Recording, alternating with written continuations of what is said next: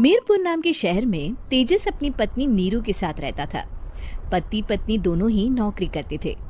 एक दिन तेजस गांव अपनी माँ के पास फोन करता है। हेलो, प्रणाम माँ। जीते रहो माँ, तुम दादी बनने वाली हो। अरे वाह, ठीक है बेटा, मैं कल ही आती हूँ। जब माँ जी शहर पहुंची तो बेटी बहू ने बहुत अच्छे से स्वागत किया। लीजिए माँ जी, चाय। अरे गर्मा गर्म पकोड़े ले आओ माँ के लिए। नीरू रसोई में गई और 2 मिनट में ही रसोई में पकोड़े तल रही है। मैं बस लेकर आई। हे भगवान, मेरा धर्म भ्रष्ट कर दिया तूने। अब तो गंगा जल से शुद्धिकरण करना होगा। दूसरे दिन, माँ जी मैंने नाश्ता बना दिया है, ऑफिस जा रही हूँ। पर अभी तो घर का सारा काम पड़ा है।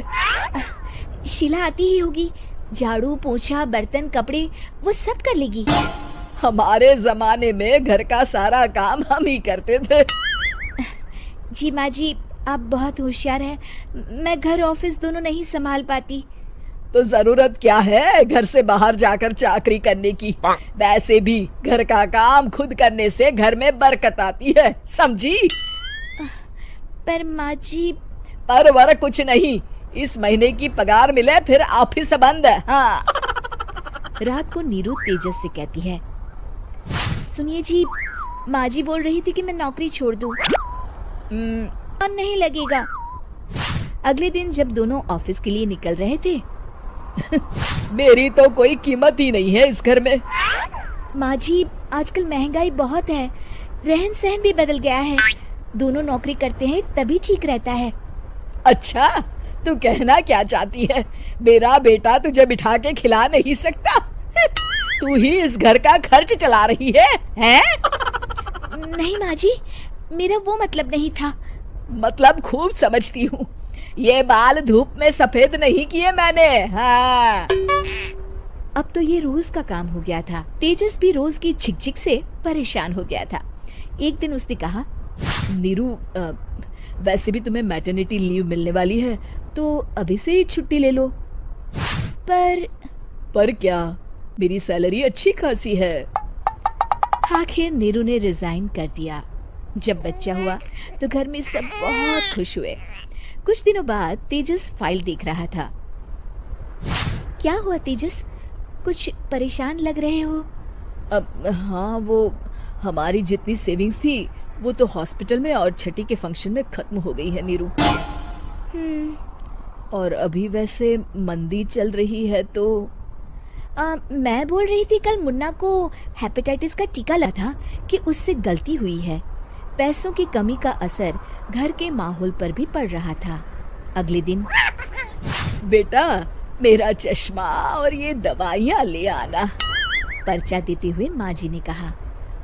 जी।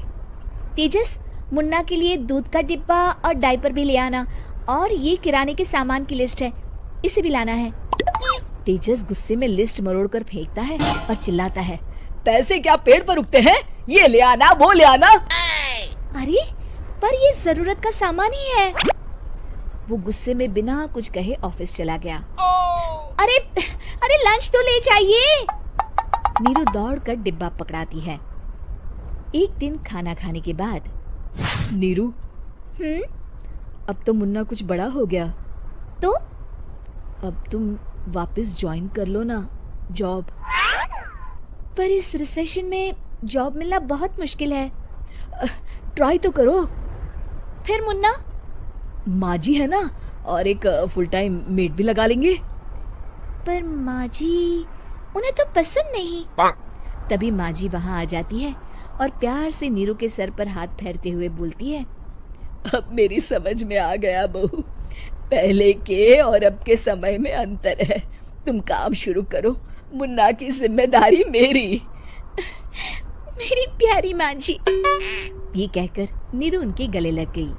शिक्षा, परिवर्तन संसार का नियम है, हमें भी समय के साथ चलना चाहिए। चैनल को सब्सक्राइब करें और सभी अपडेट्स के लिए बेल आइकन जरूर क्लिक करें। और हाँ, वीडियो लाइक और शेयर करना मत भूलिएगा। Bye bye.